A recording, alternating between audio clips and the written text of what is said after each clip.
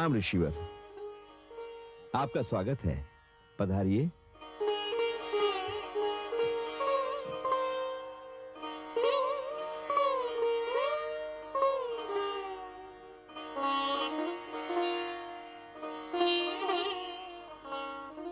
नारायण,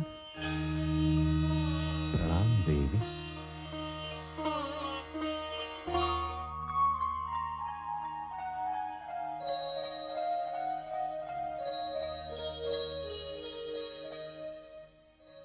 अच्छा राजन, जैसी आपकी इच्छा ऋषिवर। चलिए।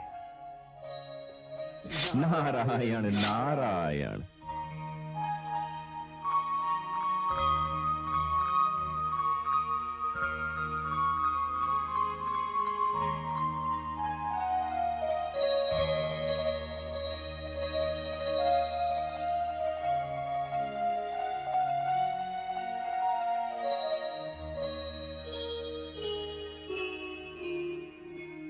हम धन्य हो गए देवी। प्रणाम ऋषिवर। प्रणाम। अब आज्ञा दे राजन। जैसी आपकी इच्छा। प्रणाम। पर्वतराज, वैसे तो इन्हें देखने से अभी मन नहीं भरा, किंतु मुझे भी अब प्रस्थान तो करना ही पड़ेगा। ये कैसे हो सकता है देवर्षि? अतिथि अपनी इच्छा से आ तो सकता है, किंतु जा नहीं सकता। मेरे राज्य में सर्वत्र उत्सव मनाया जाएगा। मेरी पुत्री का नामकरण संस्कार होगा। आपको मेरी विनती स्वीकार कर रुकना ही होगा देवर्षि। जैसी देवी भवानी की इच्छा। मुझे भी देखना है, मुझे भी देखना है, देखना है, मुझे भी देखना है। आओ पुत्री, देखो। माताश्री, इसका नाम क्या रखा है? पुत्री, अभी इसका नाम नहीं रखा। देवर्षि नारद, ये मेरी बड़ी पुत्री गंगा है। हे गंगे, जब तक इसका नामकरण संस्कार नहीं हो जाता, तुम इसे पार्वती कह सकती हो। ये लो, देवर्षि नारद ने तो उसका नामकरण संस्कार भी कर दिया। पार्वती। आह, कैसा सुंदर नाम है। क्यों न हो, पर्वत की पुत्री पार्वती ही तो कहलाएगी। पार्वती। महाराज की जय हो। महाराज की जय हो। प्रसिद्ध ज्योतिषी महर्षि भृगु के शिष्य आनंद वृद्धि आए हैं। सैनिक, उन्हें अंदर सम्मान पूर्वक बिठाइए। जो आज्ञा महाराज। देवर्षि नारद, मुझे आज्ञा दीजिए। पार्वती आपका नाम है। पार्वती आपका नाम है।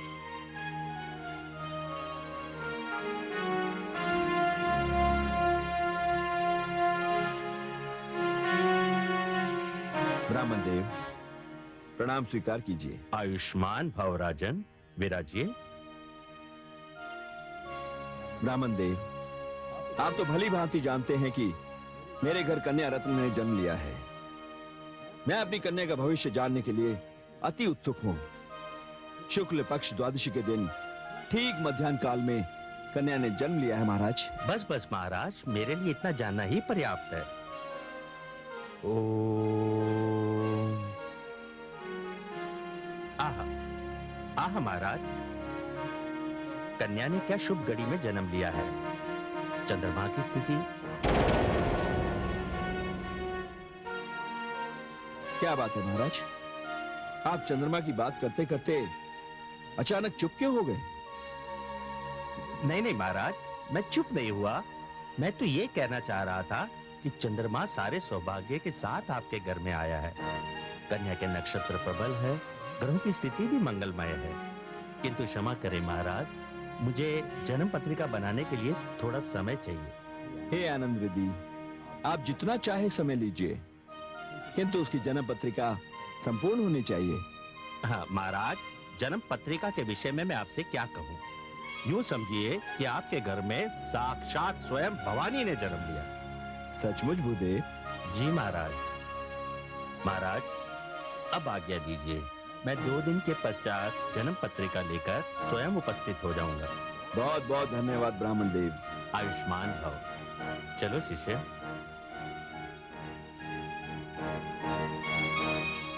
सेन भवानी। गुरुदेव एक प्रश्न पूछूं? हाँ हाँ पूछो। गुरुदेव, गिरिराज कन्या की जन्म पत्रिका बनाते बनाते आपने रोक क्यों दी? क्योंकि संसार के एक महान प्रतापी असुर के जीवन की डोर इस जन्म पत्रिका से जुड़ी है। अर्थात गुरुदेव, हम वहीं जा रहे हैं शिष्य। गुरुदेव हम जा कहाँ रहे हैं? हम वहां जा रहे हैं शिष्य जहां तुम्हारे प्रश्न का उत्तर है। कश्यप और दीति के पुत्र असुर सम्राट देवराज इंद्र के भ्राता महाशक्तिशाली प्रतापी महाराज तारकासुर के पास।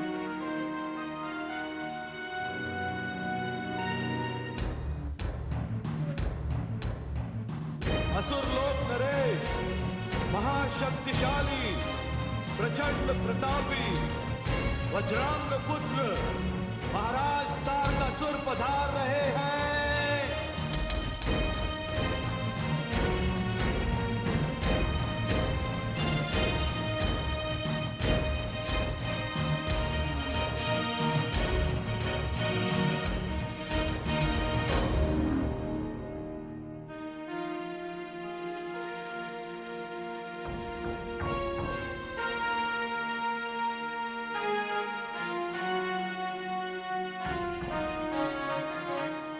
महाराज की जय हो। एक महान ज्योतिषी भृगु संहिता के महान आचार्य पंडित आनंद वृद्धि आपसे मिलना चाहते हैं। उन्हें सम्मान पूर्वक ले आओ। जो आज्ञा महाराज।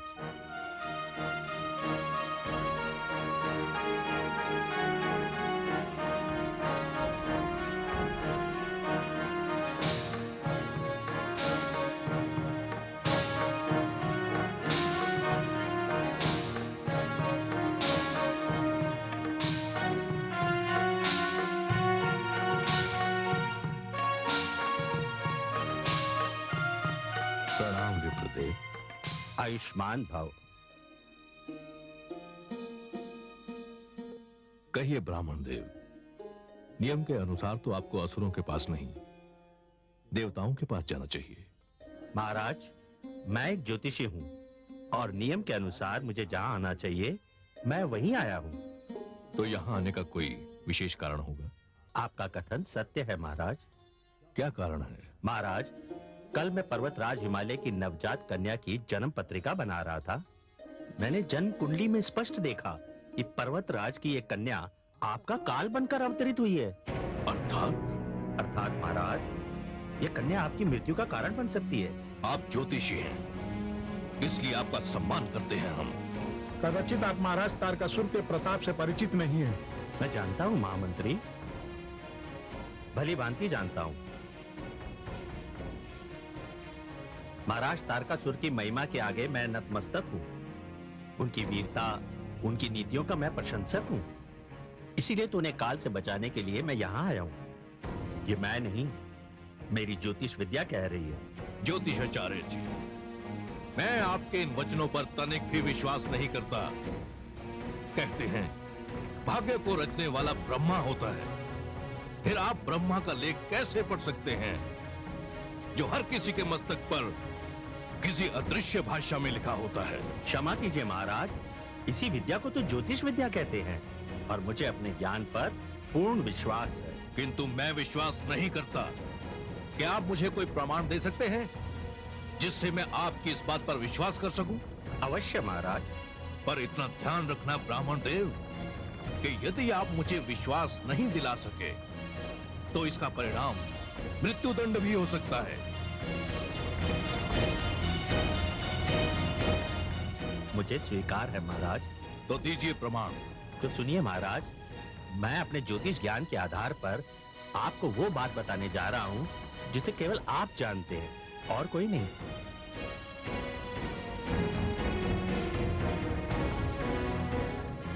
हम जानना चाहते हैं कि वो बात क्या है। वो बात यह है महाराज कि ब्रह्मा जी ने आपको वरदान दिया था कि आपकी मृत्यु भगवान शिव के पुत्र द्वारा ही होगी और वो पुत्र 7 माह का होगा। क्यों महाराज, मेरी बात सत्य है ना?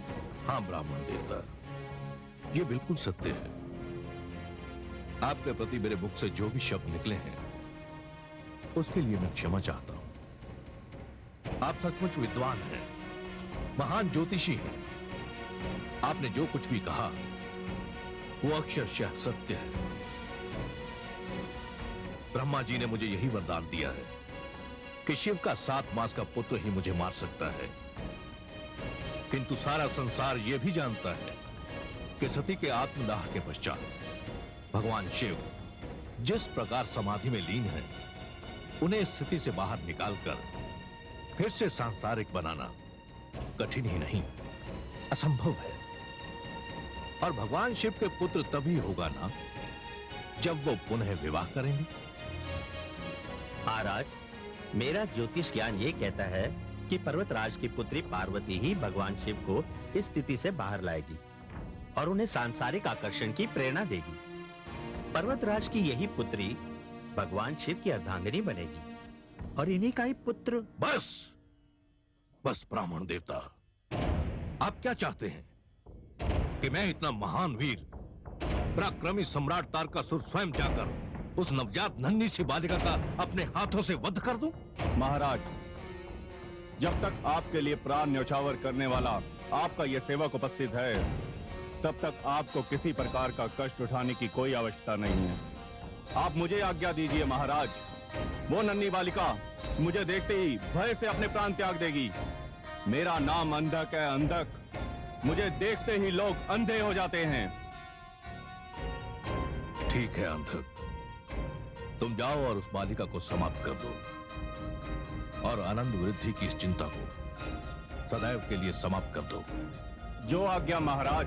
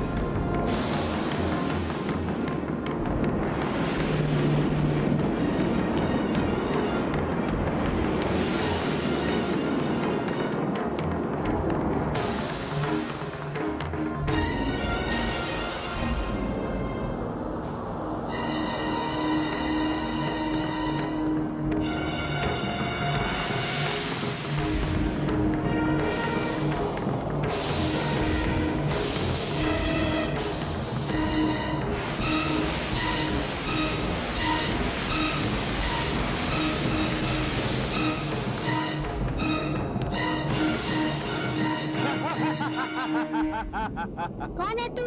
मैं दैत्य अंधक हूँ। क्या तेरा ही नाम पार्वती है? नहीं, मेरा नाम गंगा है। ये है मेरी बहन पार्वती। जा, चली जा यहाँ से तू। भाग जा यहाँ से। क्यों? क्यों मैं भाग जाऊँ? यदि मैं तेरे सामने इसका वध करूंगा तो तू डर जाएगी, इसलिए तू चली जा यहाँ से। नहीं, मैं अपनी बहन को छोड़कर नहीं जाऊंगी। कितना डरावना है, बच्चे को देख के डर जाएंगे। इसका अर्थ ये हुआ तू यहाँ से नहीं जाएगी? नहीं। अच्छा। अच्छा।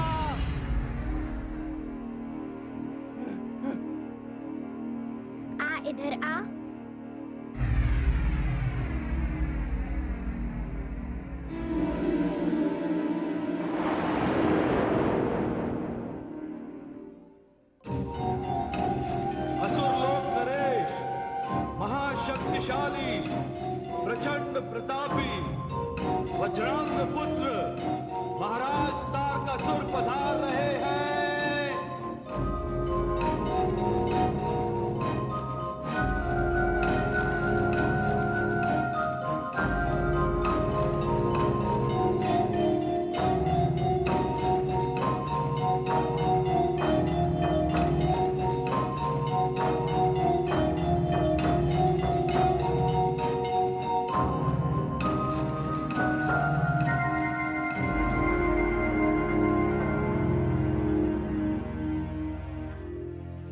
गंगा, पार्वती, गंगा मेरी पुत्री,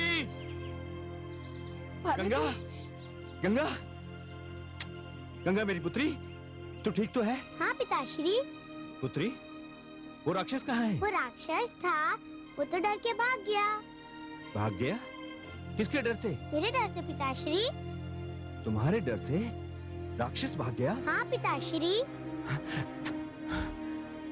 आज से मैं अपनी इन दोनों कन्याओं को कभी भी अकेला नहीं छोड़ूंगा। भवन के बाहर इनकी सुरक्षा का उत्तरदायित्व आपका है सेनापति जी। जी महाराज।